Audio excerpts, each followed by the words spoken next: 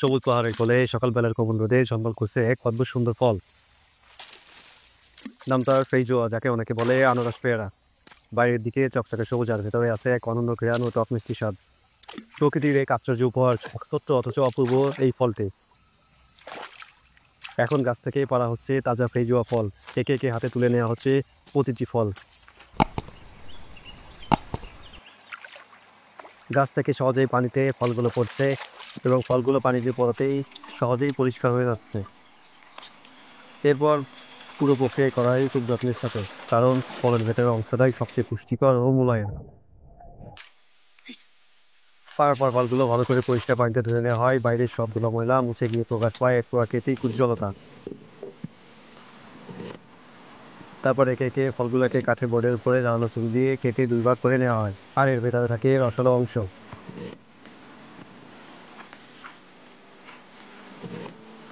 ফলগুলোকে কেটে সুন্দর করে ভিতরে শ্বাসগুলোকে বাইরের দিকে বের করে আনা হয়।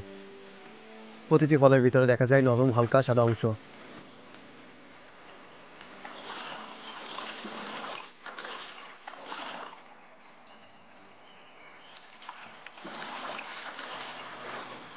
দেখতে অনেকটা পেয়ারা ও কি ফলের মিশ্রণের মতো।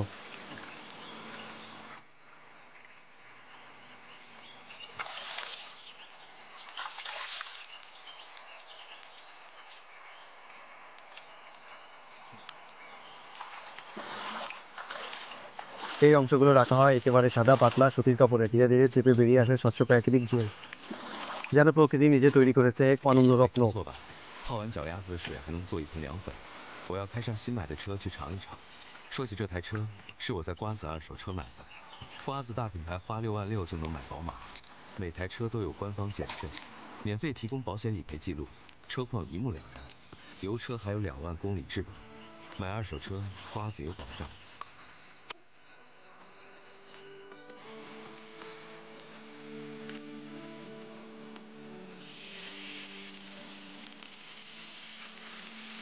এবার সেই জেলকে রাখা হয় ঠান্ডা পানিতে। কিছুক্ষণ পরেই এটি ঘন হয়ে ওঠে, একদম কোনো রাসায়নিক ছাড়াই তৈরি হয় প্রাকৃতিক ফৈজোয়া জেল। এই জেল দেখতে হালকা, স্বচ্ছ, নরম আর ঠান্ডা, যা খেতে যেমন মজার তেমনি শরীরের জন্য উপকারী।